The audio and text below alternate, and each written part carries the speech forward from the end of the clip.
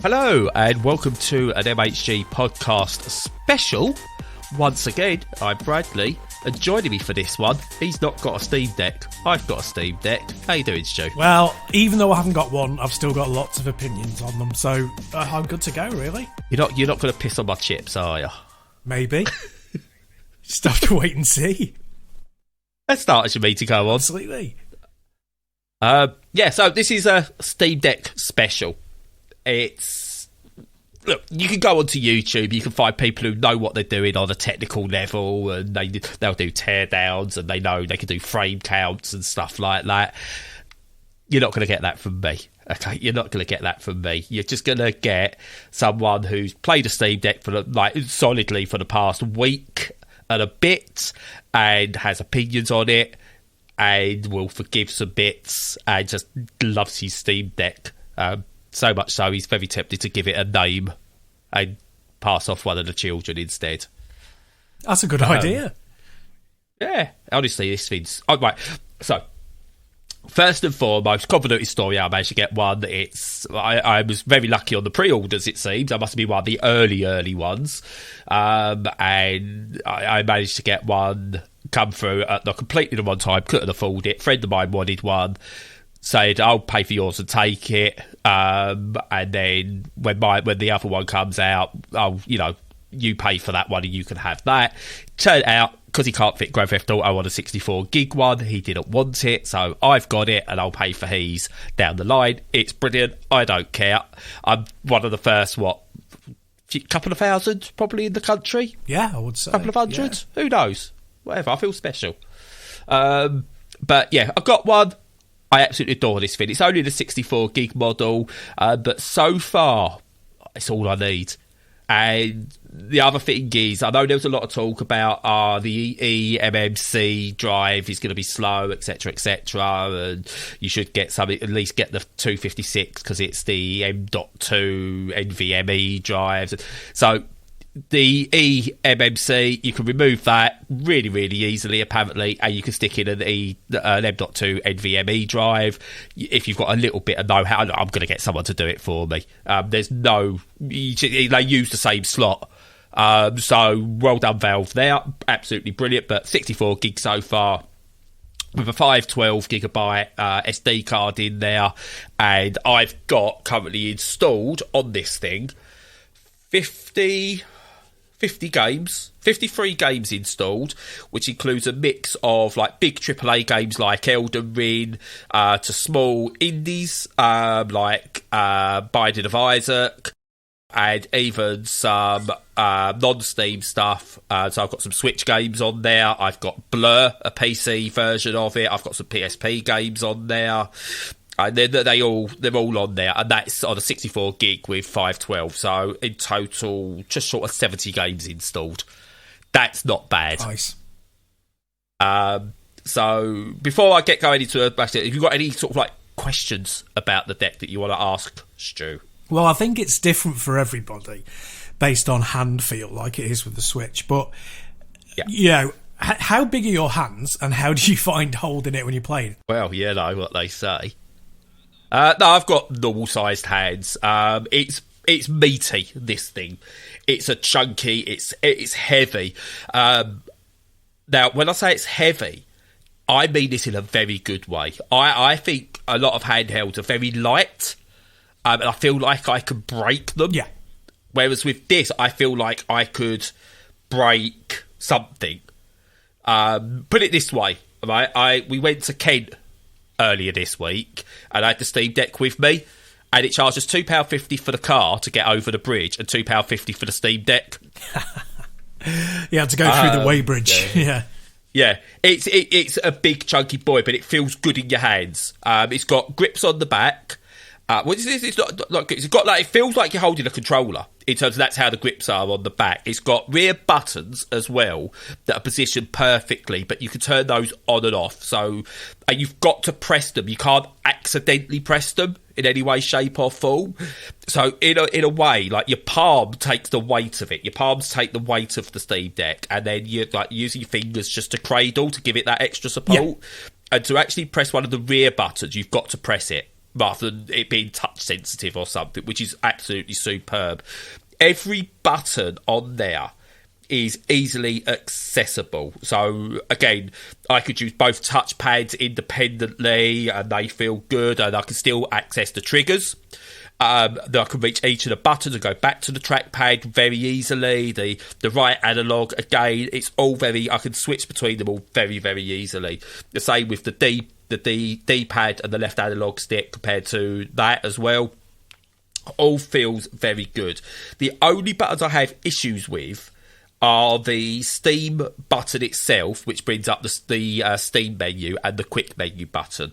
Purely because when you're playing in a non-perfectly lit room, you can't find them straight away, and you can accidentally click the touchpads as you try to find them.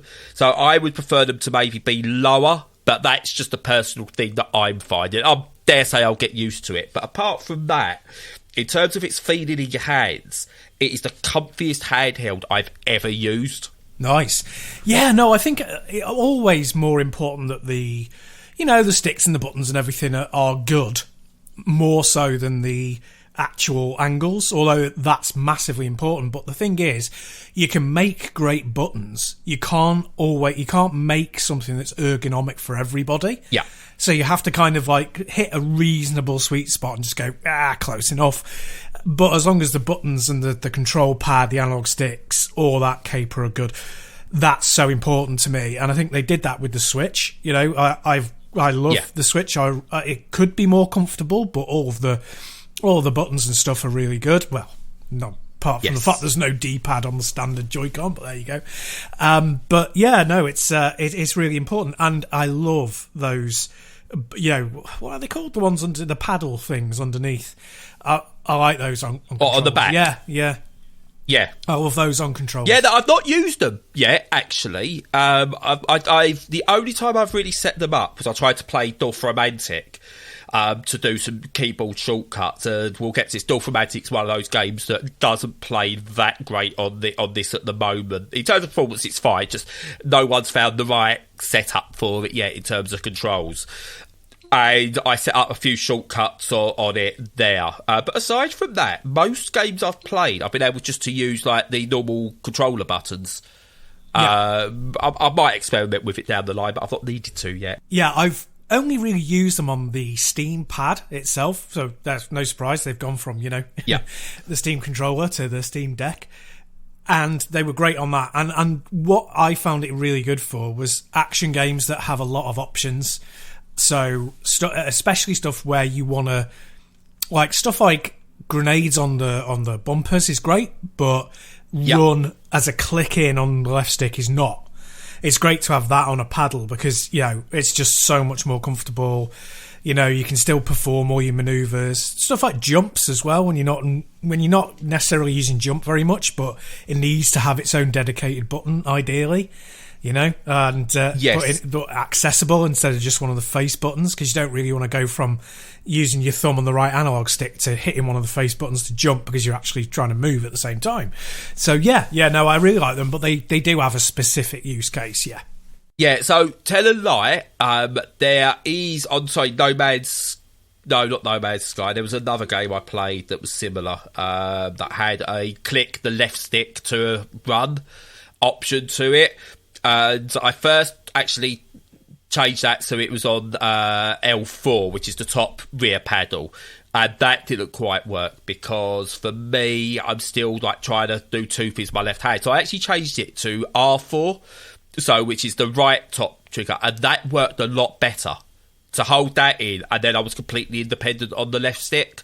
So, and again, it's all fully customizable. So if you go into a game, every single game has a controller settings option, and most will set to a default layout of called gamepad with joysticks trackpad, which essentially just use it as a normal controller. But if you go in, there are sort of I've got MU deck based ones and stuff like that, which allow for mimicking the Wii U and the 3DS and so on and so forth. But you've got gamepad with gyro. Gyro on this vid is amazing, by the way. a gamepad with mouse trackpad, so you can use the pads to actually do stuff. Mouse only. There's mouse and keyboard option. There's emulation options, and then every single template you can obviously then go in as well and edit that each individual key. It's Monster Hunter Rise says it's not officially supported because it doesn't I think it says it's not officially supported because let me just look why. It still says unknown, but I think it's to do with anti-cheat and some control issues and stuff like that aren't official. So there's no official layouts or anything. But you go into that, you go to controllers, and you go to community layouts. There's tons. So there's people that set it up for dual shock layouts.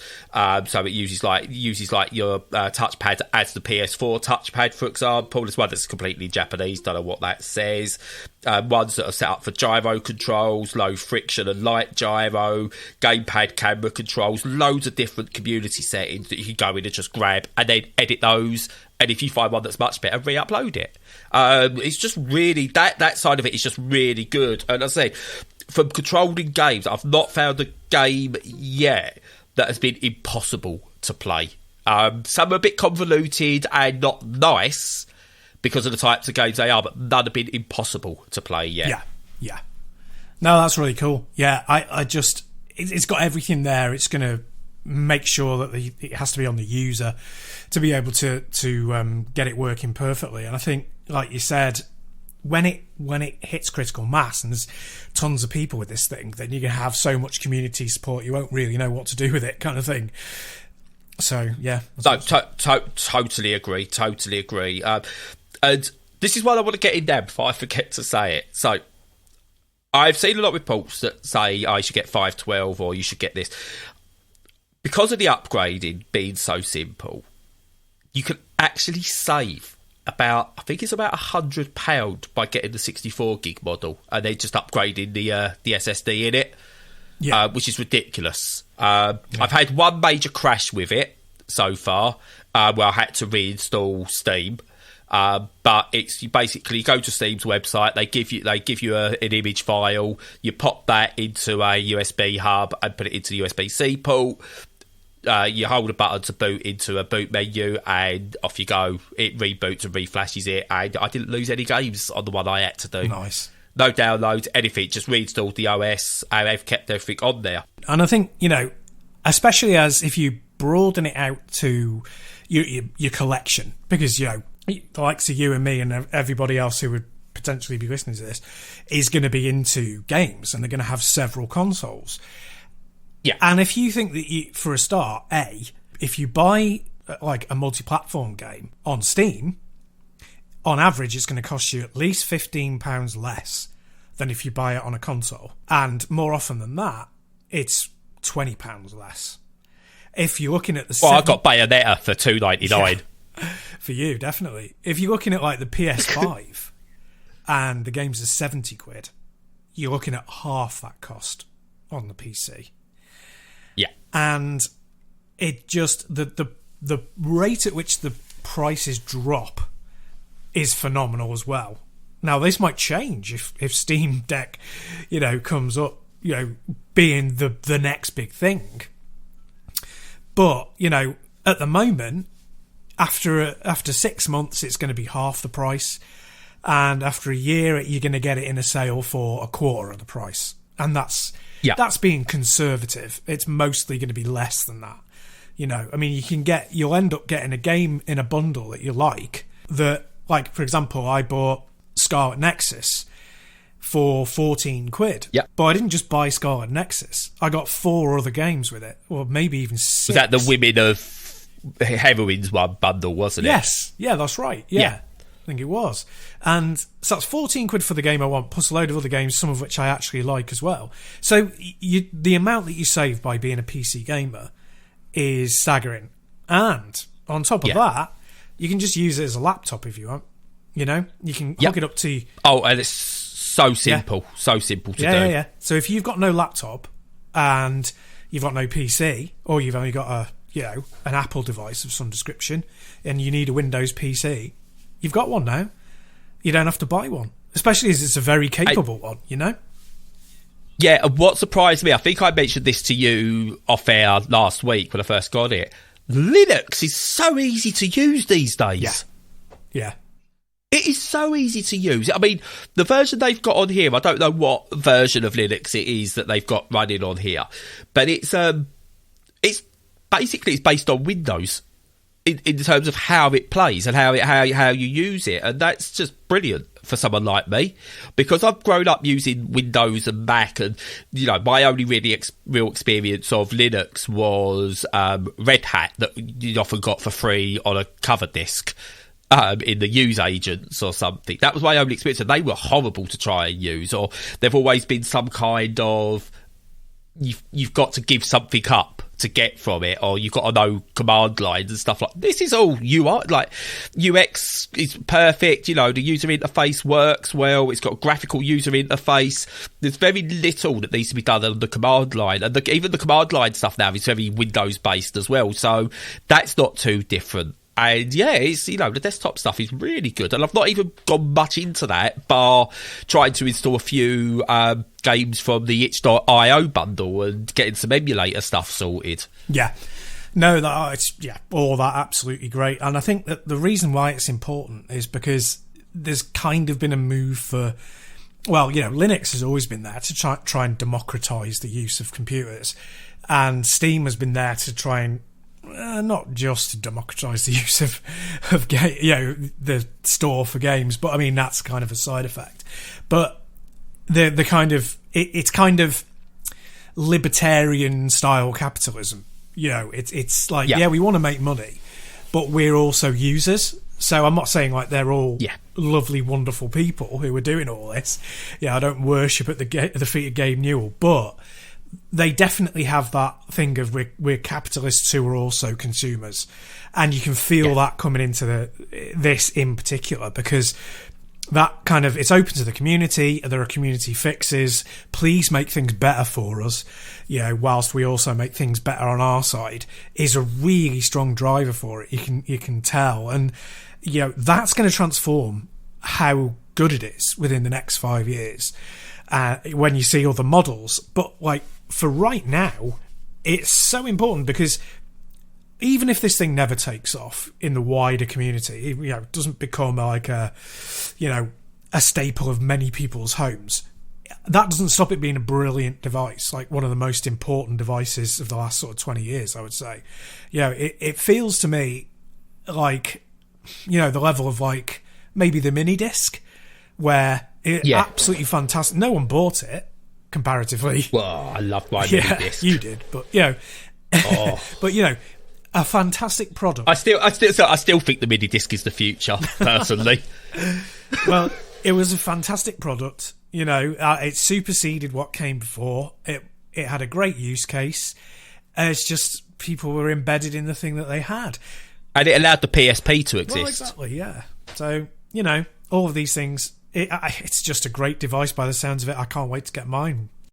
And do you know one thing I've not seen a complaint about with this, which surprises me that people haven't picked up on it? It's not an OLED screen. It's not 1080p. It's only running at 800p. Most games run best at 720p, but they all look good.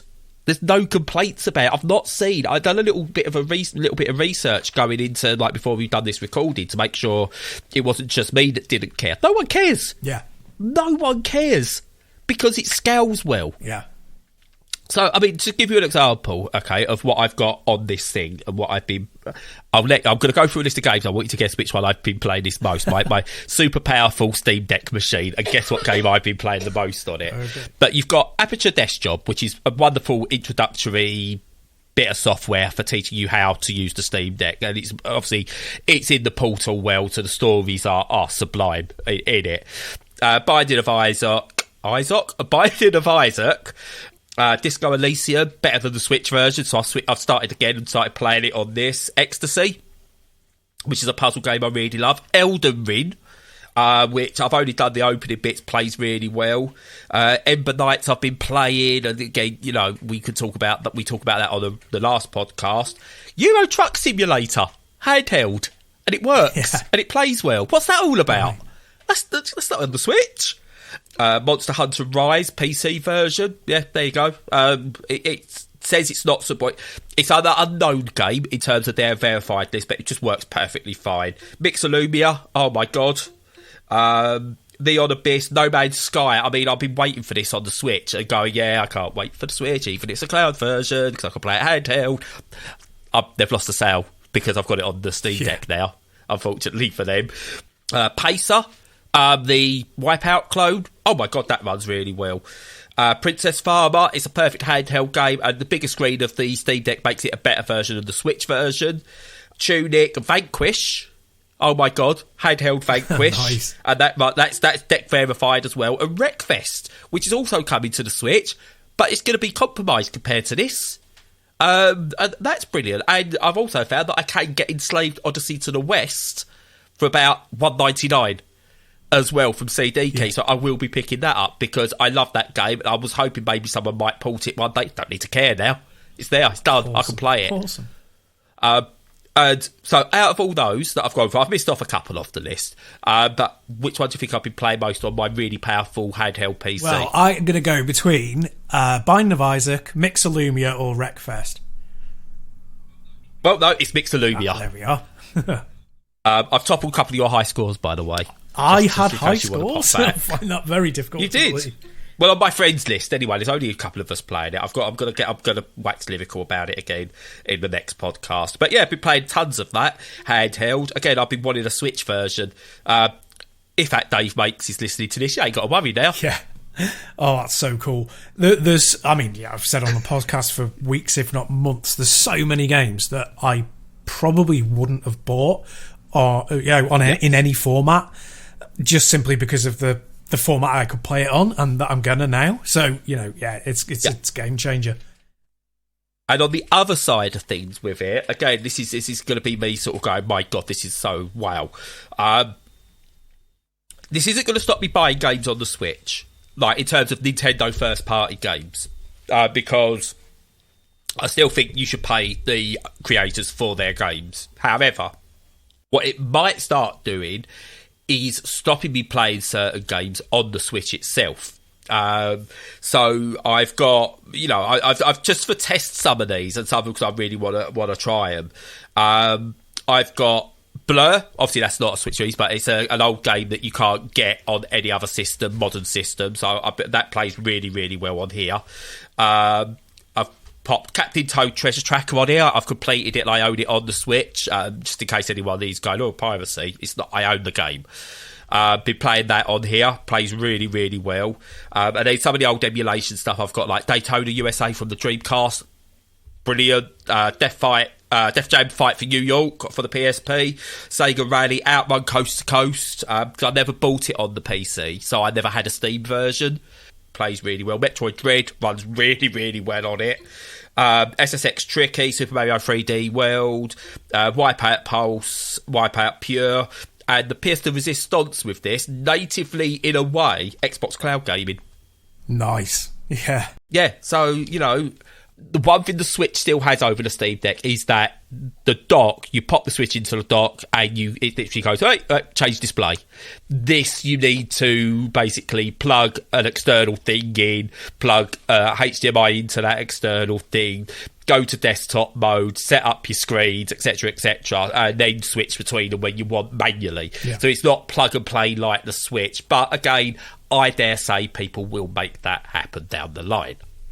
I would be very surprised if they didn't. Yeah, no, that's a huge thing. And going back to the emulation as well, it's like one of the things that's so important about emulating older games like that is like Wipeout Pulse and Wipeout Pure are great examples because they're excellent games, but they never ran at more than 30 frames per second on the PSP, and they would also slow down as well, which is a big deal in a racing game. And you put it on, especially a Wipeout. Yeah, exactly. And when you put that on more powerful hardware, that problem goes away, and it's suddenly an even better experience and can become timeless. And it is also designed for a handheld, so the fact that you can play it on a handheld at what I'm presuming is easily 60 frames per second is absolutely superb. And that applies to all of those retro games. Yeah, and to be honest with you, this is where I'm different to a lot of people who are reviewing this thing. I will never put on a frames counter display on my system because I don't care. And I've done it. Well, I've done it once before. I had Project Cars on an older PC a few years ago that was running. I put that everyone else was doing it, so I put the frame counter on. It was like 60, 60, 60. Oh, it's dropped to 45. Why is it dropping to 45? And instead of playing the game, I spent weeks making minor little adjustments to try and go, we'll get this to 60. I need to get this to 60, running at 60. And I just made things worse, and I think I've got viruses on the computer because I was downloading all different things that people were suggesting, and all because a little thing said blah, blah, blah. Played it again, turned it off a few years later, and do you know what? It probably might have been running at 30, 35, I don't know, I don't care. I enjoyed it because I wasn't constantly looking at a little number going up or down. Yeah. It's important. Again, I'm not belittling it because it is important to some people. I know some people are very sensitive to these things, but for me, I'm not. When this 40 hertz thing comes out and the 40 frames per second, I will switch to it because apparently the battery power gains are worth it alone, and that will do me. Yeah. Yeah, no, I think a lot of, there's a bad, old-fashioned sort of view of what PC gamers are like in that, it's like 60 frames isn't good enough, we've got to make sure you get higher gains, blah blah blah. But most of the time the reason why they're interested in like Digital Foundry videos and stuff, and I include myself in this, is to find out how it runs at a baseline, so you know whether your computer is going to be okay with it or whether you should not really bother buying it. And you don't really get that very much these days, and this is part of a wider point that I wanted to talk about is, if there are people from the outside going, well, I'm not really into PC gaming, it's too much of a faff. I think PC gaming has moved far more into the regular middle ground than it ever has, because it's just like the settings are so easy to just click through to change it to what you need. Absolutely, way, way easier than it ever was. But also at the same time, consoles have gotten much more complex. It's like that comparison people have in their mind is Mega Drive versus a Windows 95 machine. That's what they're comparing. Plug it in, turn it on, versus, oh my God, I've got to download a load of drivers. It's like, well, it's not like that anymore. It's become much more into the mainstream. Yeah, so the worst user experience I've had on any computer or games console is the PS4. Because of the way it downloads and unpacks games, that you need double the space on your system to be able to install a game that's half the space of what you actually have left anyway. It's horrible to be able to, and then go, oh, what do I get rid of? And you're managing it, and you don't need to do that with a PC, in all fairness. And that's someone who's always been a console gamer.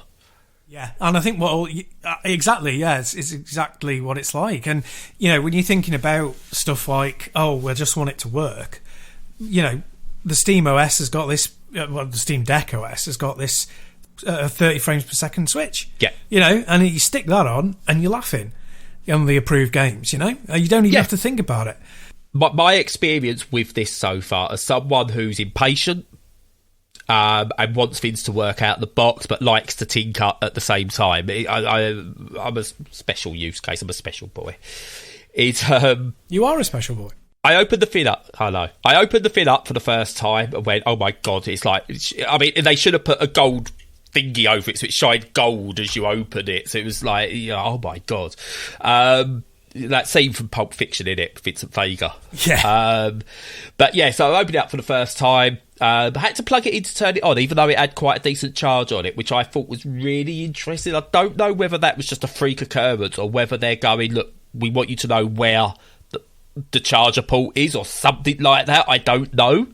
But it made me plug it in before I could turn it on, even though it had charge, which, okay, fair enough. Yeah. So someone else, if anyone else got one, let me know. Did you have to do the same, or was you able just to turn it on? Anyway, it turned on fine. It went, right, signed into Steam, done my two-factor authentication, few minutes of getting all the most recent updates, and then there you go, 1,000 odd games available. Of those, 200 odd are Steam verified. God knows how many more, are playable, but what's considered not, like, in terms of is playable but has the little exclamation mark is it might not have proper button prompts. It might only have like keyboard or something other prompts on it. Yeah. And that's considered not verified. So again, if you only don't need to only look at verified games, you can explore as well. Even the question mark games, there's only certain games that aren't supported at all, such as like Destiny 2 and stuff like that. But even then, you can get Windows on this thing of Destiny 2 runs. So, but anyway, install a few games, play a few games, perfect. Right, now I've got to tinker a bit because it's me, so I've got to tinker. What's this? How do I get into desktop mode? Press and hold the power button, switch to desktop mode. Really simple. You can run it with the deck. Get a USB hub, keyboard and mouse. Trust me on this. But yeah, so get into there. So first thing I've done with this was like, right, I want to do Xbox Cloud Gaming. Sort of officially supported. You can go to Microsoft's own website and it tells you how to get it running. But they've basically said, look, we haven't got a native app yet. We're probably going to do one down the line. But for now, this is what you do. Runs really well. Runs really, really well. Again, it's not as good as probably running it natively. But again, it's not replacing native video gaming. It's an option. I can play games that I can't play because I haven't got them elsewhere. I don't need to buy an Xbox console still at the moment. I've still not looked at a console and gone, oh, I really need to buy a new one. So you've got that. The next thing I wanted to do was emulation. And emulation is generally a faff. No. So you go to, there's someone's made something called EmuDeck.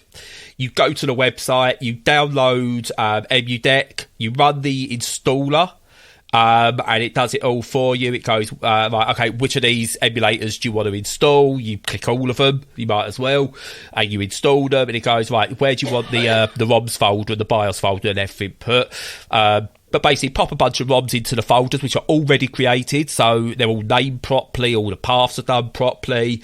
You copy over a whole bunch of BIOS files into the BIOS folder if you really want to play like PS2, PS1 type stuff. You do all that. And then you've got a program it installs with it is called Steam ROM Manager. And you run that. And you tell it, right, what systems do you want it to pick up on? So you go, right, I want you to pick up this, this, and this. And then it'll run a scan. It'll find all the artwork for the games you've got in those folders for these systems you want to run and automatically adds them to Steam.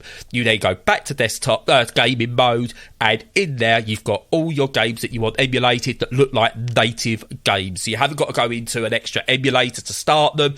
You basically go, I want to play SSX Tricky. I click on SSX Tricky, click play, and then behind the scenes it goes bang, bang, bang, bang. There's the game for you. So good. That's no faff whatsoever.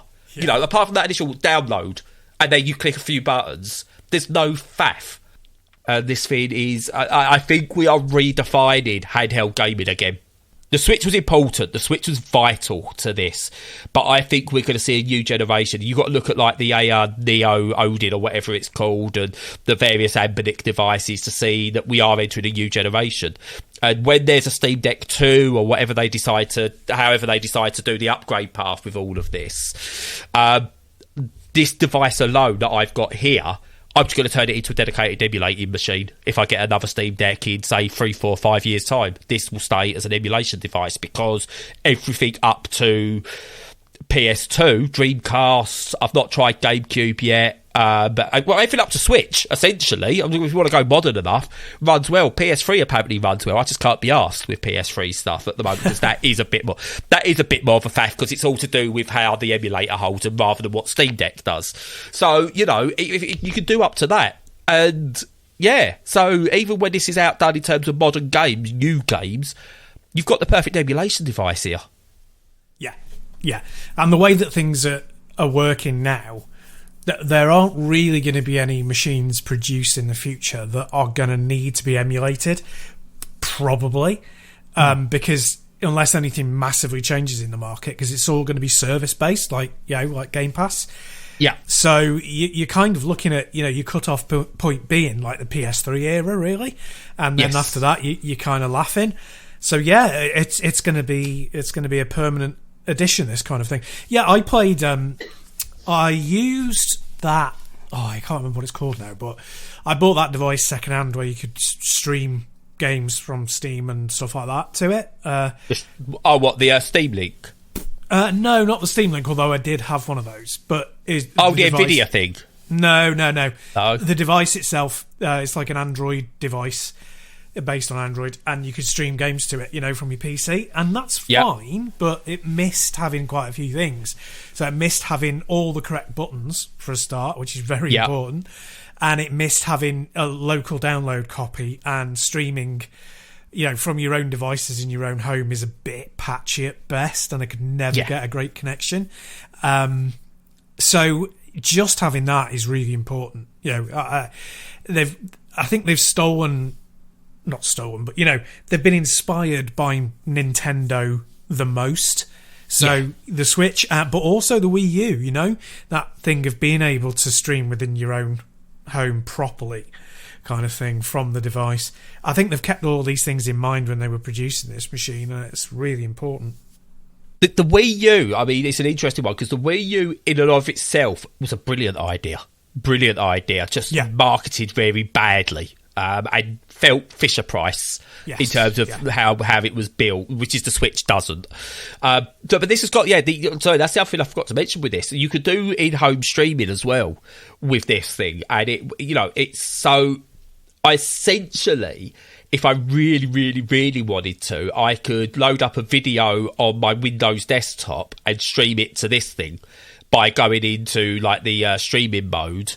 Via the desktop, doing it that way. So, there are, again, why you'd want to, I don't know, but you can. And I tried out Life is Strange remastered on this thing via streaming rather than downloading it locally. Booted up perfectly within seconds on my PC, and it was on my screen. It ran really well. The only issue I have is, obviously, on my screen it's running at 1440p. And it's on here, on my Steam Deck, it's picking it up at 1440p. So everything looks a bit weird. The text is blocky, where it's then running at a lower resolution on here. Now, I dare say there are things I can do to improve that. It even says there's some settings, but at the moment, that's something I'll check later down the line. I'm not that fussed about it. But again, if you really want to and you're running out of space and you go, I really fancy a game of this, that's one way you can do it as well. You're not limited in how you can play a game, which, again, as we know, is what been Microsoft's ethos for the past couple of years. Yeah, it's such an important thing as well, It's really important. I think just this decoupling your experience from the devices themselves and having the right device for you is becoming more and more important. And like you say, for you, for me, for anyone, one issue, one way of connecting to the game might be an edge case, whereas for somebody else, it might be the most important thing for them.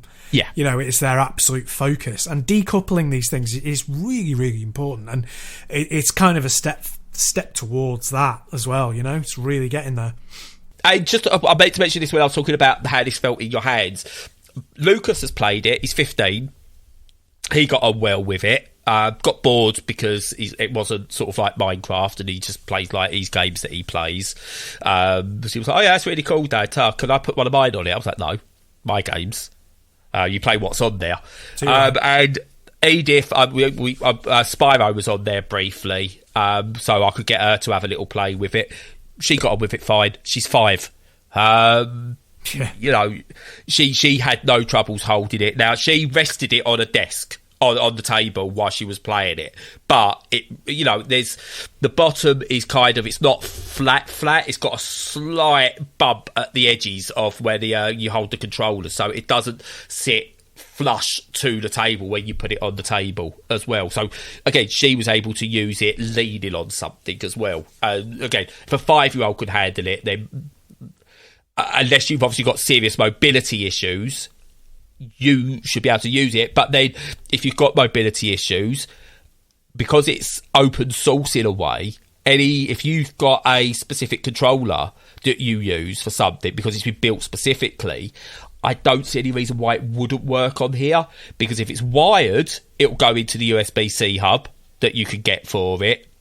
If it's wireless, it's liable Bluetooth, I would imagine, and that will be able to be used. So you're not limited there. So even if you've got mobility issues, you should do it. Yeah. Excellent. However, there is a however that needs to improve. The accessibility features on this thing at system level, pretty much non-existent. There is a zoom button that you can, like a hotkey, so it's like you press the Steam button and L1 and it will zoom magnifying. But it works sometimes, like system level it works really well, so you can like get it and then you can move around. But if I do it in, say, No Man's Sky, it magnifies the middle of the screen, and if I try and move to the bottom right-hand corner, the in-game controls think I'm doing in-game controls, so it doesn't let me actually move the magnification around. Yeah.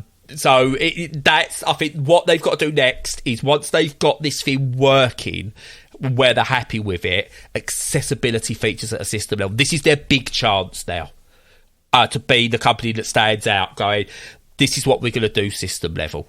Because PC games are the one system or games where you can go, look, we automatically turn on all accessibility settings. If you choose that in the OS, when you start a game, every accessibility option is turned on, and then you can turn them off to make you to how you see fit. Yes. Yeah. So let's do that next. I understand why not now, because this thing is essentially still in beta, but that's what we've got to see next, and it's my only real negative. My only real negative about it. Yeah, it's like you were saying in a previous podcast, it's one of those things that you could get a consultancy in early on in the life cycle of something and get that sorted. I think that will come in the future. I think for now, like you said, it's okay to just patch these things in as you're going along. Yeah. As long as it's open enough for that to happen, and I think it probably is. It probably is. So, yeah, they'll get there, I think. It's a shame that it wasn't there for day one, but they'll get there, like you say. Yeah, and I suppose the other thing is, what's really true, I've not found any use for this thing as outside of gaming yet. So this is the interesting thing. I've used it purely as a gaming device. I've played very little of my Switch since I've had it. And it's not a slight. I feel like I've been sort of like taking sly digs at the Switch. It's not. The Switch is a fantastic bit of kit, but this is a new toy at the moment, obviously. But there's still loads I'd rather play on the Switch. Like, to be honest, even though I've tried a few Nintendo games on here, I think I'd still rather play those on the Switch because they feel natural on that. Whereas I feel like I'm brute forcing something here, just mentally. I think that is. I don't think it's anything to do with how it physically plays. That's just a mental barrier I have. And yeah, it's like I've not, but on the PC, I've not sort of gone, I've got to play this on the PC over this. And there are games that I will go and play on the PC. So Dorfromantic is one that doesn't quite translate well. Railroute won't translate well, and things like that. But they are odd games. Most games I've played, I can play on this. Now, Railroute, Dorfromantic, I can play on this, and I can get a keyboard and mouse working with it if I really wanted to. But at that point is where the only point I go, if I've got to set this out on a dock, get a keyboard and mouse out and play it with a keyboard and mouse to get the experience I want, at that point I should be playing it on a PC. But I've got a PC. If you haven't got a PC and you want to play those games, then you can on this by adding it, playing in desktop mode and hooking it up to a TV or monitor. So the options again are there. At no point have I gone, this wouldn't do what I want it to do. About the only thing you cannot do on this thing would be heavy video and photo editing. That's about it. Yeah, VR. At the moment. At the moment, but yeah, in future. I mean, technically the Switch could do VR by putting it in some cardboard goggles. Yeah. I wouldn't put this into cardboard goggles because it would fall through the earth if it fell. But yeah. You never know. You never know. Yeah, exactly. Yeah, they'll get there. Yeah, I think my biggest takeaway from the launch by far is that even as somebody who's followed it all the way through its development, who owns a PC, who's very much into modding, emulation, tweaking, all that, the biggest surprise for me is how compatible games are with it. I'm really surprised. I thought it would be like, a lot of new ones, a few years older, you'd start struggling. There'd be a cut-off point where it was nothing would work, and blah blah blah. Whereas it seems to be like the majority of things are working through Proton. There's a few edge cases that don't work very well but still work, and a tiny vanishing number of ones that you can't get working at all. And they will eventually. Which will eventually get, yeah. And it's just like from day one to have that level of compatibility is just unbelievable.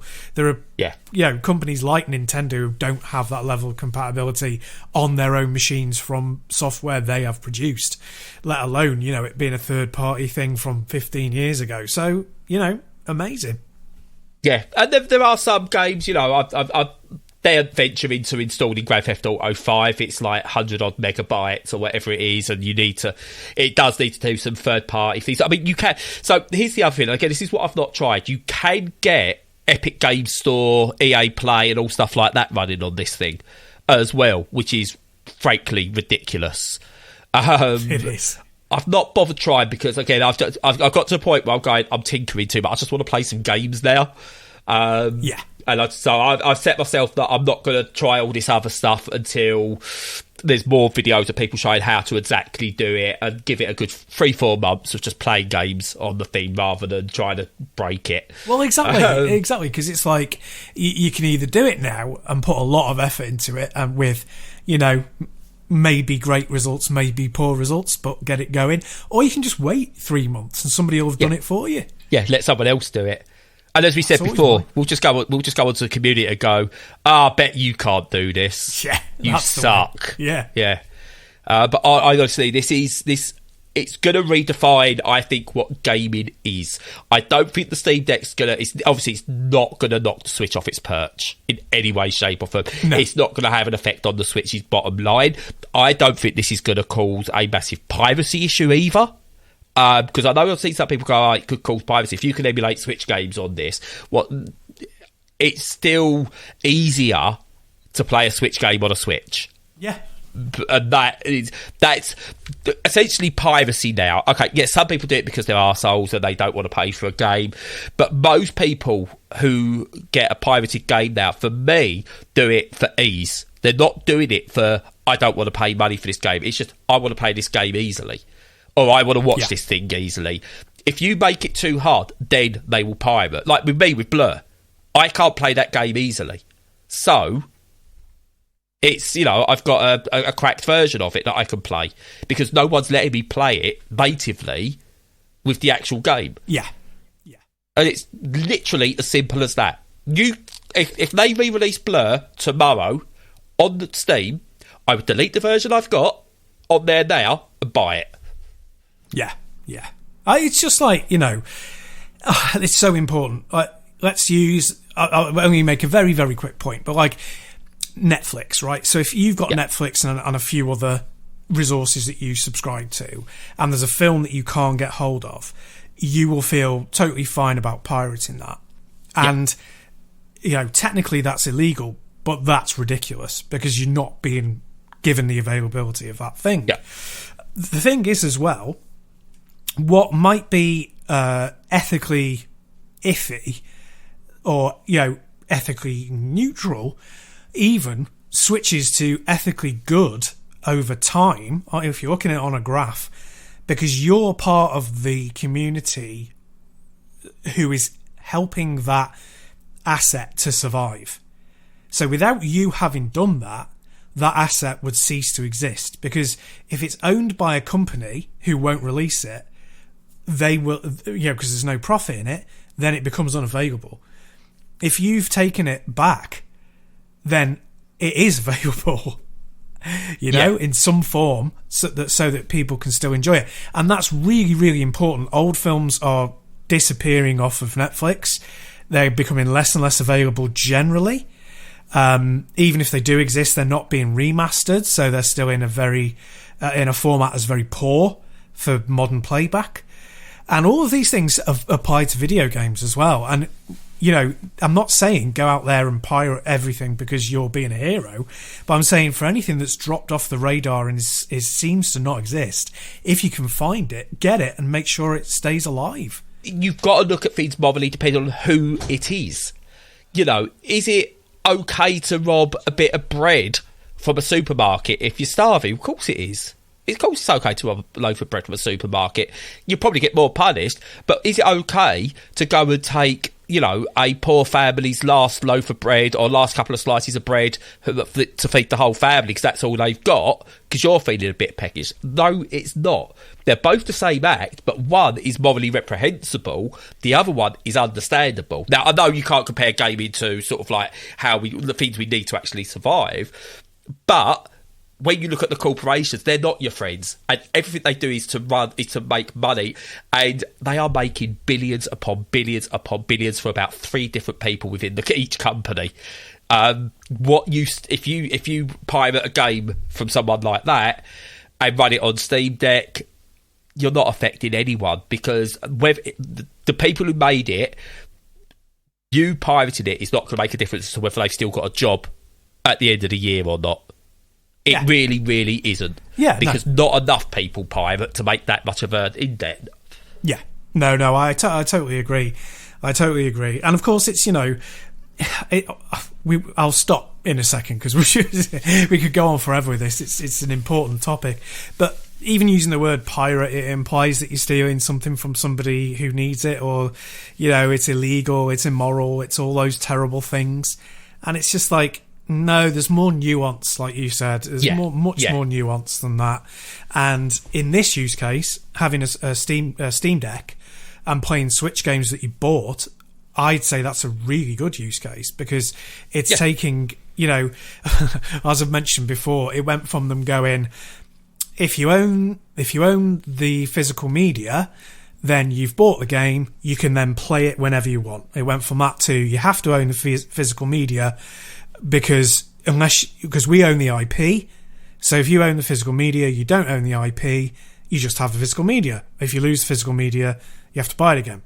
They went from that to, even if you have the physical media, we've got the power to take away the IP from it. You know, Gran Turismo 7 is a great example of this. You can buy a disc, but you're not going to be able to play it unless they've got their servers switched on, which they can turn off whenever they want.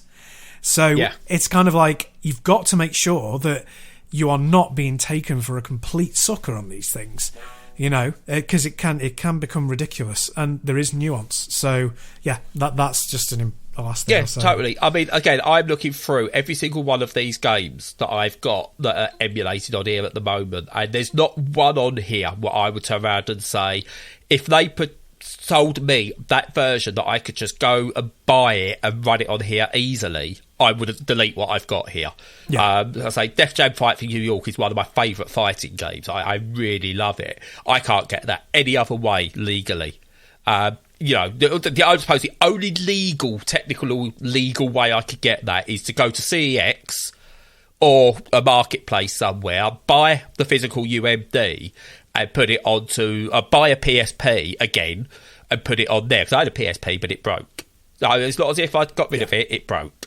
It just died on me. And they do it that way. I can't buy a PSP, legit. Sony aren't seeing any money from a PSP I buy. They're not seeing, the developers aren't seeing any money for Def Jam Fight for New York that I buy out of CEX.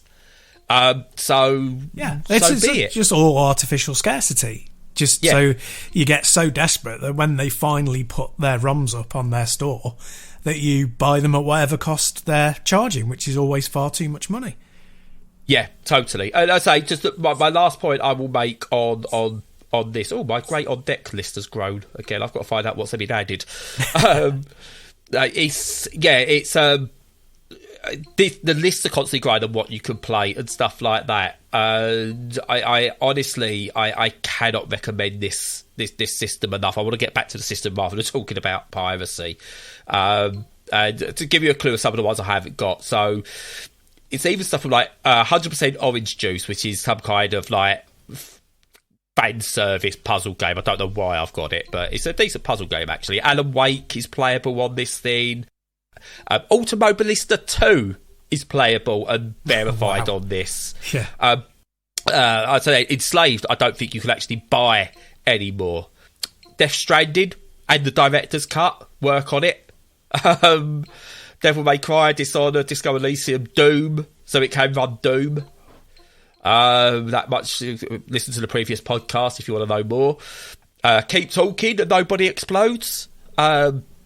Literally almost a perfect use case for that as well, because you haven't got to worry about hiding the TV from people. So, God, yeah, the list has just grown so fast. Yeah, it's Left 4 Dead, Life is Strange, Mad Max, the Mini Metro and Mini Motorways work on it. Jesus, there's just so many. The weirdest one, and it's a game that no one really cares about or knows about, Contradiction Spot the Liar, which is an FMV game, works on it and is verified. There you go. No, very cool. Yeah, really happy with that. Quite a few FMV games work on it, actually. There's quite a lot of unverified. West of Dead, Walking Dead, the Telltale one, that is. I don't know about that one because I don't own it. This is just on ones I own, by the way. Who Pressed Mute on Uncle Marcus? Get that game. Wolfenstein, Worms Armageddon, Wreckfest, Yakuza, all the Yakuza games up to Like a Dragon. Yoku's Island Express and Ukulele Impossible Layer. That is just like me just randomly going through my 311 verified games on here. I won't go through the 1,700 odd that I've got available, and I reckon at least half of those will run on here in some form or another. Yeah, I mean, like I say, I was just staggered that so many worked so easily. Proton is just so much better at converting these things than I ever thought it would be. It's, yeah, I honestly, I'm in love with this thing. I'm going to kick Lorraine out and live with it. Just need to fit it into one of those Japanese body pillow things and away you go. Yeah, sorted. But yeah, no. The case, the one last thing, sorry, I think it's just so much. The bloody case that comes with it, I thought they'd sent me like a special edition thing by accident. It's like such high quality. It's like rock hard on the outside. It's really padded on the inside. Like do you know the old test? Like you could throw like the old thing, like you could throw a Game Boy off of a like a multi-story like car park and it will just be fine when it lands, kind of thing. Yeah, because it was indestructible. With this, in this case, I think this is indestructible in a case because this case is so good. Yeah, that's not cheap because I've bought cases, official cases for like my Switches and. Yeah, not cheap. I can't wait to see where this goes. It's, I dare say this will age quickly in terms of in 3 years' time, these like the one I've got will be considered sort of like, wow, okay. Oh, you really want the new one. But the new one is going to be like, what new games can I play on it? Because there's... I've got everything I can play, 1,700 games that I can potentially play on this thing. It's going to take me a while to get through, so I don't think I'm going to have any envy in terms of what other people can play. And I think development of hardware is slowing down at the moment because of the pandemic and everything and the shortages. Absolutely. That I don't think there's going to be many games released that this won't be able to cope with in some way. Yep, absolutely. But yeah, honestly, if you're if you've got one pre-order, you've got something special coming. If you're on the fence about whether you want to get one or not, honestly, at 350 quid for the base one, it's so good. It's worth doing, and you can upgrade it down the line because it's PC architecture. So of course you can. I can't. I wish I could say to you to go out and get it now because you'll be on a really long waiting list at the moment, which is the only downside. I can't wait for you to get yours, Stu. If only because it'd be hilarious if you turn around to me and go, "What the buggery was you talking about? This thing's crap." I would think it would be quite a surprise if that happened, but you never know. It's a strange world. No. But yeah, so I mean, you've heard all the technical aspects of the thing, all the teardowns and what it could do on a technical level. For me, someone with ADHD, it's amazing. It's just amazing. It plays all my games and more, and I love this thing. Yeah, and even though I'm a PC gamer who likes, having a powerful PC, comparatively powerful, I will end up playing more PC games more often, by far, if I've got it available to sit on the couch, because it's still where I spend most of my evening is not sequestered away in a room on my own playing video games. It's downstairs in the front room with my wife, being a regular human being, and I will have my lack of regularity by having a Steam Deck and being able to play that. And it fills a niche that the Switch just doesn't, because the games are much more expensive and they're much more narrow use case. It generally, No Man's Sky I picked up for I think £20 with all the expansions and everything. I don't know how much it's going to be on the Switch. I say Bayonetta I got for £2.99 and that's still £40 on the Switch. So it's. Therein is your this is where you start saving money if you buy this thing.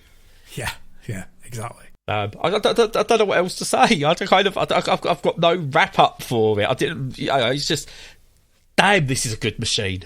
Well, I think that's a good enough wrap up for me. Yeah, it's exceeded our expectations, I think, which is quite amazing in an era when we've got all these shortages.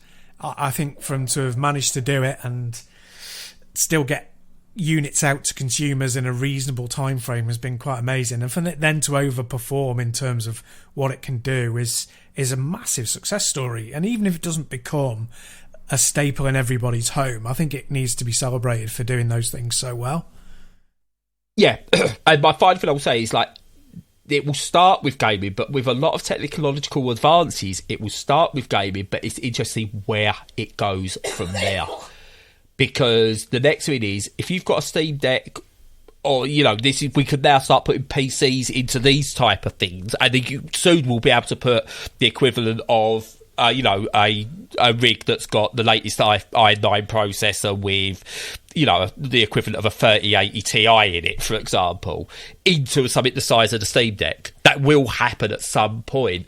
At which point are you then going, well, actually, you've got a portable editing studio, because it fits in there on the screen. You just then plug it into a bigger screen with your keyboard and mouse, and away you go. Yeah. Because what we've now got to do is, can we improve cooling? That's the next thing. Can we improve battery life? They're all the next things that this is going to have to then push on.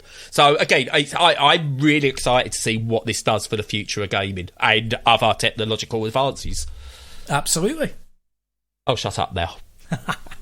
Great. Yep, that's the end of this special. Hope you enjoyed it. If you've not before, check out our other regular podcast episodes and look forward to catching you in the future.